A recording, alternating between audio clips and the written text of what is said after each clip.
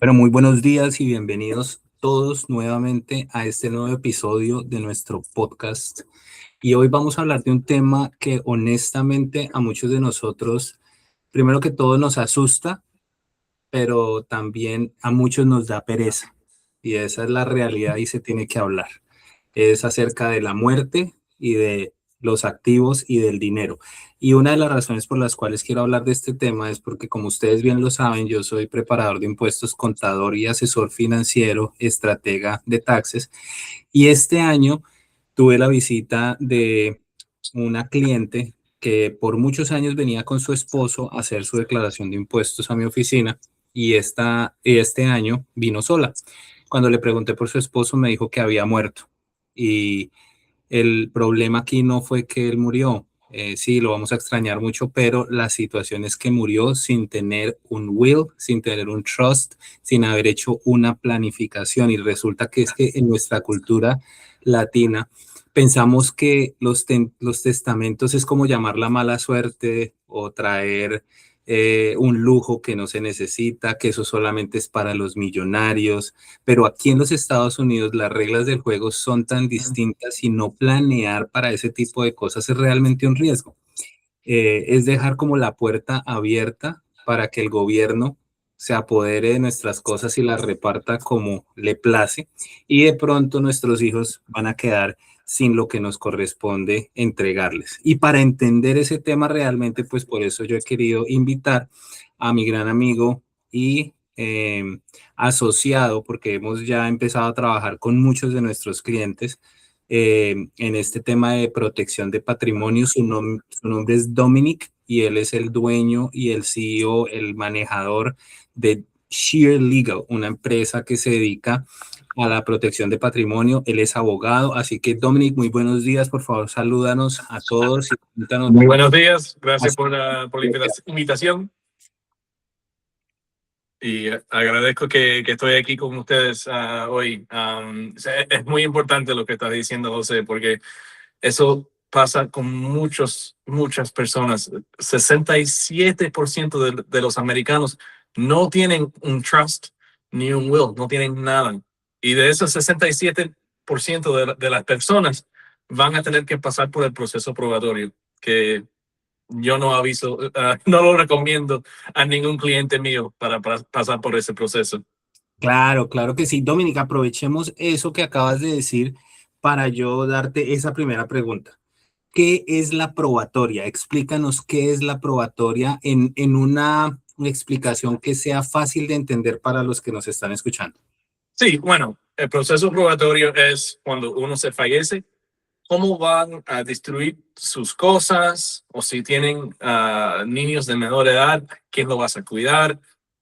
Y si no tienen instrucciones, que sea un will o un trust, un fideicomiso, para ese juez en el proceso probatorio, si no tienes nada, lo está dejando todo de que uno trabajó tan duro durante la vida de uno para lograr las propiedades, los negocios, todos los activos que uno tiene. Está dejando todo eso en las manos del gobierno para que el gobierno decide qué va a pasar con sus cosas. Y todo el mundo tenemos mucha fe en el gobierno, ¿no? No, no te recomiendo que dejan sus cosas en las manos del gobierno, porque al final del día los intereses de ellos son muy diferentes que los intereses tuyos. El gobierno, el juez en el proceso probatorio, va a cuidar primero al IRS, a sus tarjetas de crédito, cualquier deuda que usted tenga. Ellos van a tener eso en mente primero que su familia, sus hijos, sus nietos, bisnietos, como sea. Y si no tienes un trust o por lo menos un will, eh, ellos no tienen instrucciones cómo hacer la cosa. Pero bueno, ¿cómo es el proceso? El proceso se inicia con uno mismo, lo puedes hacer como si, por ejemplo, uno de sus padres se fallece. Tú de ser hijo se puede iniciar el proceso probatorio o puedes poner a un abogado para hacértelo. El proceso aquí en el estado de Florida, dependiendo cuántos activos uno tiene, si tiene muchas empresas, si tiene muchas propiedades, si hay muchos hijos, si hay matrimonio o varios matrimonios y divorcios, se complica y puede llegar a mucho más tiempo. Pero el averaje es entre 6 y 18 meses el Wow, proceso. Y el costo, 18 meses, mucho tiempo. sí, y un costo averaje, estamos hablando con el abogado, con los costos de corte, con los costos de cualquier otra cosa que hay que pasar en ese proceso, entre 15 y 20 mil dólares. Ese es un dato muy importante. La probatoria puede durar hasta 18 meses, o sea, O más, puede ser más de 18 meses. 18 meses son un año y medio o más. Y además de eso, puede costar en promedio $20,000. Entonces, ahí ya vamos haciendo cuentas, vamos haciendo números y vamos balanceando para ver si realmente el costo de hacer un trust vale la pena. Pero tú acabas de hablar algo muy importante, Dominic, y es acerca de las propiedades, de los negocios, de los dineros, pero ese es el principal obstáculo que yo veo que muchas personas usan como excusa para no hacer un trust, que pero bien. no tienen nada. Entonces, es, ¿cuál es ese mito o ese prejuicio que las personas tienen que dicen, yo no voy a hacer un trust porque voy a esperar a tener muchas cosas para ponerlas en mi trust? ¿Cómo funciona eso? ¿O cómo le podemos explicar a la gente que no tiene nada, que de pronto solamente tiene una cuenta de banco con algunos miles de dólares, que debería ser un trust? Sí, porque no tienen, bueno, tiene mucho que ver con los assets que uno tenga, pero si no tienes ninguna cosa, ningún real estate, ninguna casa, ninguna empresa, no importa, porque todo el mundo puede beneficiar de tener un trust, porque en el package entero que hacemos, no solo estamos incluyendo el trust, pero aparte de eso, hay power of attorney también. Hay un power of attorney durable que es para que otra persona pueda manejar sus activos financieros cuando uno está incapacitado. Y eso es una parte muy importante que mucha gente no lo piensa, que es cuando uno está incapacitado. Por ejemplo, estás en un accidente de carro y estás en un coma en el hospital por meses. No estás muerto, pero realmente no estás aquí tampoco. Y uno cuando está incapacitado, uno no puede hacer sus mismas decisiones. Uno no puede seguir pagando, por ejemplo, renta de su casa, accesando su cuenta de banco para cuidar a su familia. Y también si tienes niños de menor edad, no tiene alguien que lo vaya a cuidar. Porque en un Durable Power of Attorney, que es uno de los documentos que incluimos en el paquete, uno se puede poner a una persona que sea una persona que tiene confianza, puede ser una familia, puede ser un amigo, un vecino, alguien que tú tienes confianza y que conoce sus activos, que puede, al momento que uno está incapacitado, empezar a manejar sus activos. También incluimos un Healthcare Power of Attorney, que es para hacer decisiones que hay que ver con su medical care, cualquier tratamiento, cualquier cosita, cuando uno está incapacitado, que uno hace falta médicamente, esa misma persona se puede hacer esas decisiones cuando uno no se puede. Mucha gente me dice, bueno, yo estoy casado, mi esposa se lo puede hacer, por ejemplo, o mi esposo. Pero ¿qué pasa si los dos, su y su esposo o esposa, están incapacitados a la misma vez? No tiene nadie que pueda hacer eso. Entonces, hace falta ese Healthcare Power of Attorney también para que cuando uno está incapacitado, pueden manejar el cuidado médico de uno. Y aparte de eso, el trust es una cosa que crece con usted. No es una cosa que lo formas hoy y ya es concreto, no se puede cambiar. Por eso, para 99% de nuestros clientes, recomendamos un Revocable Living Trust para que eso se pueda cambiar durante la vida de uno. Si tienen más hijos, si compran propiedades, si venden propiedades, si empieza una empresa, si vende su empresa, cualquier cosa que puede suceder en la vida de uno, el trust también crece contigo. Entonces no es una cosa que hoy lo haces y se queda así ya hecho para el resto de su vida. Esto Correcto. es una cosa que cada 2 años, 3 años tenemos que revisarlo y para que el trust se puede seguir contigo también. Correcto, correcto, excelente, Dominic. Y una de las cosas que acabas de hablar, Revocable Living Trust, y también hay uno que se llama irrevocable. Entonces, yo sé que ya como tú me lo has enseñado, porque tú eres el experto en esto, me has dicho que el revocable se le pueden hacer cambios, adiciones y demás. El irrevocable, por el contrario, es algo que queda fijo desde el principio y es mejor no moverlo y si es necesario hacer otro living trust.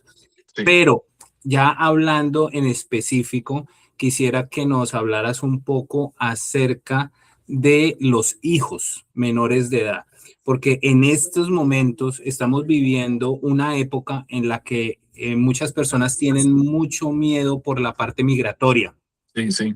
por las deportaciones, por todo lo que está pasando a nivel migratorio en el país. La gente tiene miedo porque tenemos muchos casos en los cuales hay padres que están en TPS, en asilo, pero que tienen hijos nacidos en los Estados Unidos que son americanos. Entonces, es algo de lo que nadie quisiera hablar, pero tenemos que hacerlo, porque si ambos padres faltan, ya sea porque mueren o porque son deportados, ¿qué va a pasar con los niños menores de edad si no hay un documento legal como el trust? ¿Quién decide? ¿Quién los cría? ¿Quién los devuelve a su país? ¿Cómo sucede esto? ¿Qué pasa con la policía? ¿Es un juez el que lo hace? ¿Cómo hacemos? ¿Cómo organizamos un paquete de protección para que nuestros hijos menores de edad no queden desamparados si algo pasa con nosotros, ya sea que nos vamos del país o ya sea que morimos? Sí, seguramente. Y eso es muy importante porque hay muchas familias aquí, especialmente en el sur de Florida, que no tienen documentos y tienen ese miedo todos los días con lo que está pasando hoy. Y estamos ayudando a muchas familias igual así con el trust, que se puede poner un guardian para sus niños de menor edad. Un guardian es alguien que puede cuidar a sus niños cuando uno no se puede. Y eso lo incluimos en el Durable Power of Attorney, que es uno de los documentos que te acabo de explicar. Como para que en el Durable Power of Attorney es para un temporary, como si temporario guardian. Y también en el will, que es otro documento que incluimos en el trust package, también pongamos un pre-need guardian, que es, por ejemplo, si uno se fallece, para por lo menos el juez tiene alguien como poner al guardian de los niños de menor edad.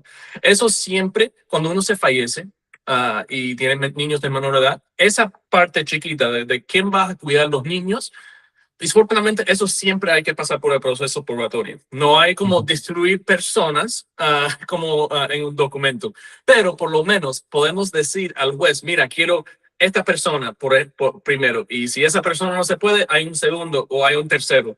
Lo pongamos así para que ese juez tiene por lo menos instrucciones quién vamos a poner en esa posición. Y en el Durable Power of Attorney también incluimos eso, pero es como más temporary, si uno está incapacitado, pero no estás fallecido. Y incapacitado puede ser que se deportaron a su país también, y no estás acá para cuidar a sus niños y para darle un techo por arriba y todo eso. Y por eso es muy importante tener esa persona con el power of attorney que puede cuidar a sus niños. Para que ellos puedan llevar al colegio, sacarlo del colegio, vivir con ellos, comprar comida, llevarlo al médico si hace falta algún tratamiento médico. Con todas esas cosas hace falta un power of attorney para que otra persona, que puede ser un amigo, puede ser un vecino, puede ser otro familiar que sí está documentado aquí en este país, con tener esa persona, uno por lo menos puede dormir sin pensar qué va a pasar con mis hijos si algo pasa a mí. Excelente, muy bien. Bueno, Dominic, creo que la información que nos has dado el día de hoy ha sido especialmente importante para toda nuestra comunidad. Vamos a seguir hablando de este tema. Tenemos que ahondar mucho.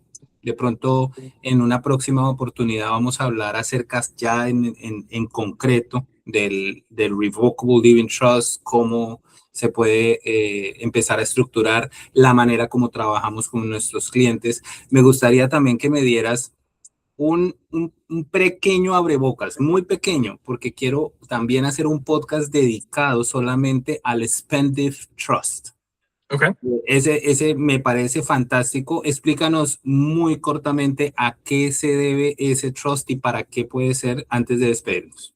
Sí, bueno, un Spendthrift Trust, hay hay trust específicos que son spendthrift trust, pero como yo puedo incluir un spendthrift trust también en un revocable living trust, es como decir, por ejemplo, que quieres que en vez de distribuir sus cosas de una vez todo, que por ejemplo si tienes $100,000 en una cuenta de banco y tienes 2 hijos, para que lo comparten 50-50. Eso es un outright distribution, pero con un spendthrift trust, ese dinero se queda adentro del trust y hacen distribuciones más estructuradas a los beneficiarios para que ellos no pueden gastar todo ese dinero de una vez. Y ese dinero que se queda adentro del trust se puede seguir invirtiendo, ganando interés y creciendo más lo que se quedó adentro del trust para que los beneficiarios puedan beneficiar de eso también y recibir su porcentaje o como quiere que sea distribuido cada vez en cuando.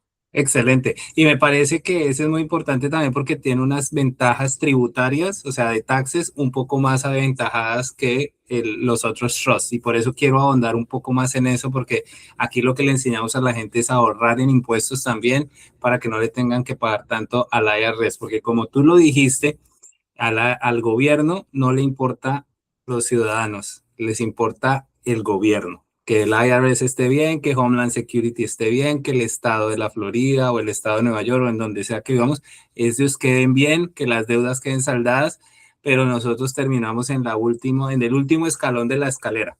Así que Sí. con cosas como las que hacemos contigo, con un trust, vamos a llevar nuestra prioridad un poco más arriba y asegurarnos de que nuestro futuro quede realmente asegurado para nuestras familias y nuestras generaciones futuras. Así que muchísimas gracias.